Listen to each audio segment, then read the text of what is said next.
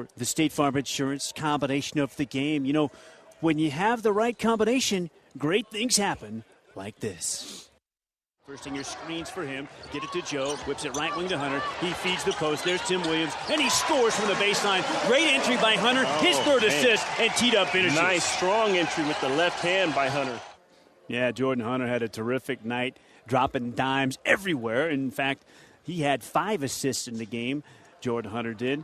As that is your State Farm Insurance combination of the game, presented by State Farm. Talk to an agent about combining your home and auto into a plan that's right for you. Here to help life go right. State Farm. Timeout. Lobo 74. Utah State Aggies 61. Back in a moment. Lobo basketball from Learfield. Lobo 74. Utah State 61 is the final. Time to select our Subway sub of the game. There were multiple candidates, as there often have been here lately. The Lobos continuing to get more and more contributions off the bench from different people, and another one steps up tonight. Connor McDougal goes really 2 weeks without playing. He made it through the 10-day concussion protocol. Connor McDougal was available to play in the Lobos' last contest over the weekend against Wyoming, did not appear. He did appear tonight, and in 10 minutes he scored 10 points. He went 2 of 4 from the field and a perfect 6 for 6 from the line. He grabbed 2 rebounds. Connor McDougal, the Lobos' big first-year post, first year with New Mexico. He is a redshirt sophomore in eligibility. He is your Subway sub of the game. Brought to you by Subway of New Mexico. Subway restaurants keep you going on and off the court. Stop in today. Can't ignore the contributions of Jordan Hunter off the bench. He was terrific, made 4 clutch free throws down the stretch as the Lobos closed it out, and he had 5 assists. So we were kind of in a rock and a hard place here. But Connor, since he has been out for a while, McDougal, terrific performance, our Subway sub of the game. Yeah, 10 points and 6 for 6 from the line, perfect from the line. I mean, great effort, but only 10 minutes of play. Yeah, that's a point a minute. You'll take that off the bench. All day. Anytime. Yeah. All right, time for us to take a timeout. Lobo 74, Utah State 61. Back on the Lobo Basketball postgame show after this. Lobo Basketball from Learfield. 74-61, the Lobos beat Utah State in a big Mountain West matchup tonight here in Wise Pies Arena. The Lobos have won 4 in a row. The Lobos are 6-3 in conference. They improved to 13-8 overall, but that 6-3 number, the big one, chasing a championship trophy at the end of the regular season. New Mexico will now be 1/2 game behind the conference leader when play ends tomorrow night. And they are flat out on a roll, and it's a good time to be hot because they're heading to take on one of the co-leaders this coming weekend in Reno. That would be the Nevada Wolfpack. All right, time for the P&M Reliable Player of the Game. And, not certain at halftime exactly where we'd go, but for the second straight game, he got blistering hot after the break. Your P&M Reliable Player of the Game is Elijah Brown. Driving from the right baseline, grabbed weak side by EB. He'll shoot in transition and score, and Elijah knocks it down. Elijah Brown, 3-ball there, one of 2 triples. EB, 8 for 13, efficient field goal shooting. 8 boards and 3 assists to go with a game-high 24 points in 34 minutes. Elijah Brown is your P&M Reliable Player of the Game. P&M here for you and all of New Mexico. Reliable people, reliable partner in our communities, reliable power. Nationally, P&M consistently ranks among the best for keeping the lights on. Congratulations to Elijah Brown, your P&M Reliable Player of the Game. Lobo 74, Utah State 61 the final. Back in a moment. Lobo basketball from Learfield. Welcome back inside Wise Pies Arena on the Lobo Basketball post-game show. New Mexico 74 and Utah State 61 the final. Time for the Delta Dental Coach's comments, brought to you by Delta Dental of New Mexico. We welcome in Lobo head coach Craig Neal. Coach Neal, congratulations, 4th straight win, 6-3 in league. After Boise State and Nevada play tomorrow, you guys have second place by yourselves, just 1/2 game behind the conference leader. A nice win over Utah State tonight. Congrats, Coach. Yeah, I thought the guys did really, really good. I'm really proud of them, the way they've played.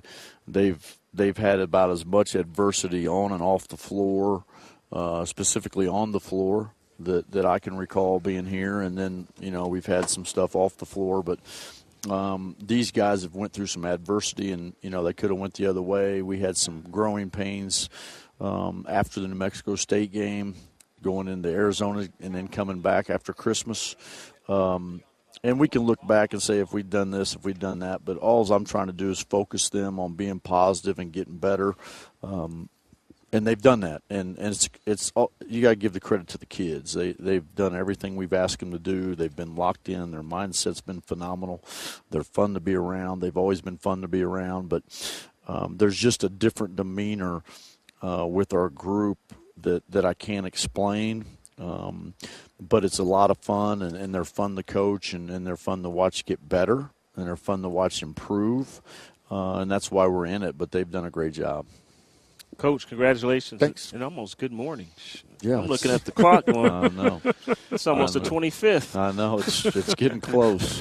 It was fun watching the game tonight. I mean, the guys shot the ball well, but, we talk about game management, and that's something you guys have tried to improve and have improved. And, right. And tonight, those guys ran off 7 points and cut it to 6 with it's a 2-possession game. And I feel like you're getting better at it. I mean, where were the struggles tonight?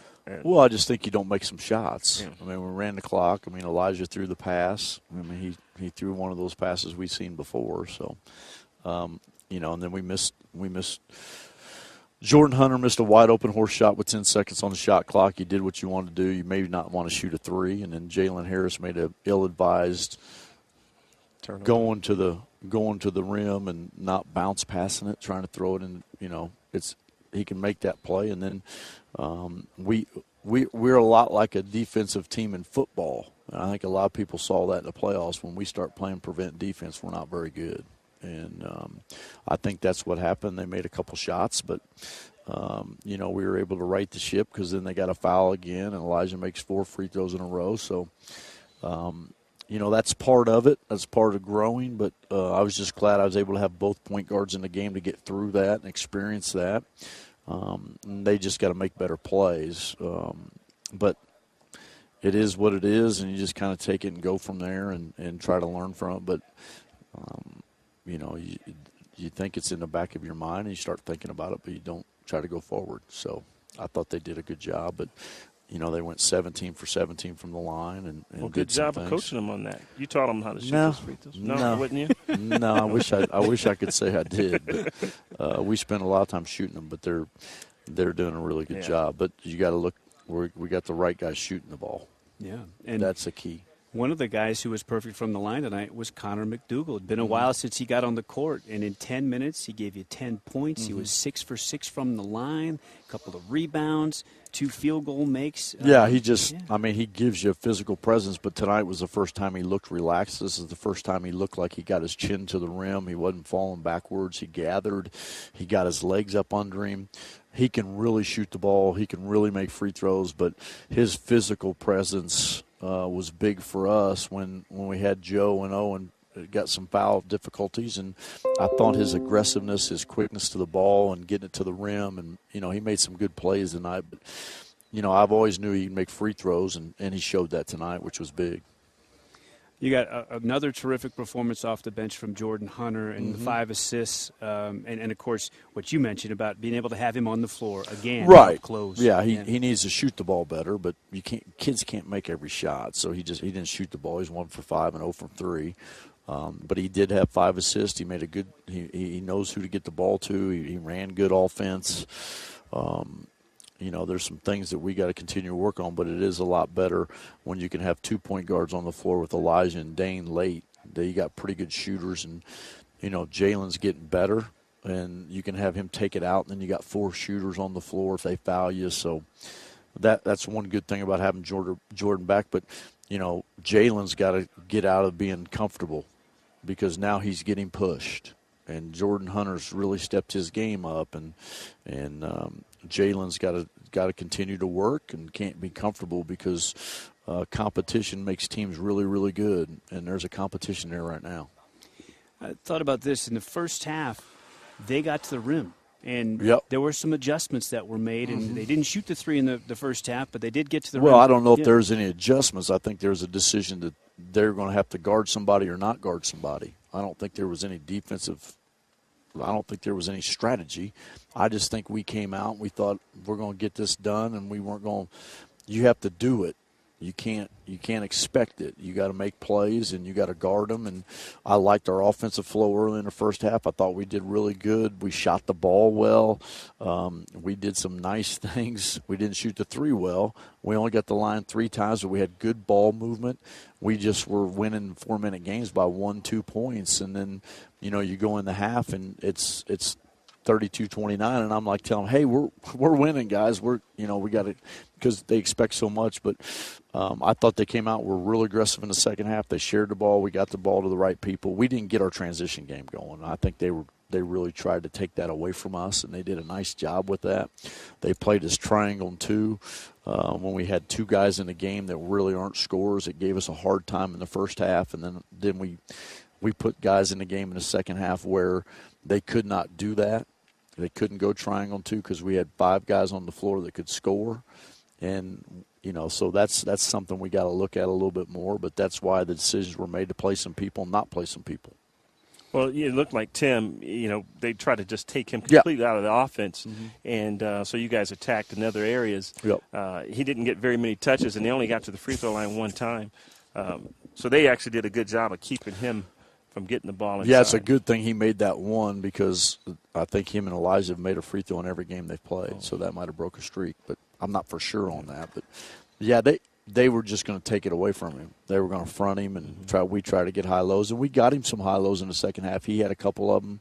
He had a nice left-handed layup that rolled out. He had a couple other ones. But he just gave himself up, and we only had to play him 30 minutes. I mean, we took him out of the game and still made a good run. I thought Damian Jefferson's a lightning rod. He comes in, he's just always going to make plays. He just plays. He doesn't think about it. He takes shots. He makes shots. He does some things defensively. He goes up and gets rebounds. So he's getting better and better. All right, so the trip to Reno coming up this weekend and the rematch with Nevada. Yeah. We'll give the guys off tomorrow, and then we'll start getting ready. They got to play Boise tomorrow, and then we're excited about it. Great challenge, and it's a credit to our team and our players that they're in the position they are right now.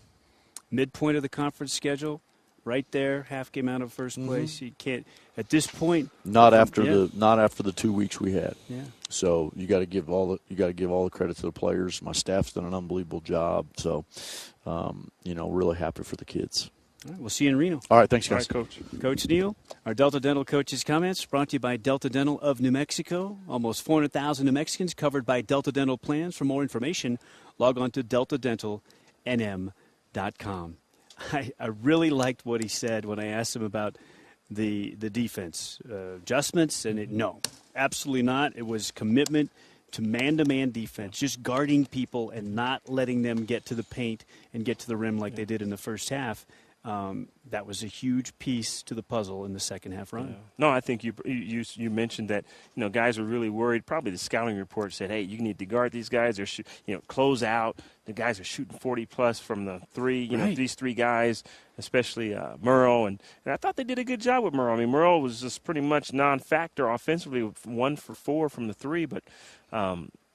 And then they had to make the adjustment mentally that, hey, these guys are putting it on the floor. We gotta guard. We gotta close out with, just staying low and being able to guard and protect the rim. And I think they adjusted, and that was the difference.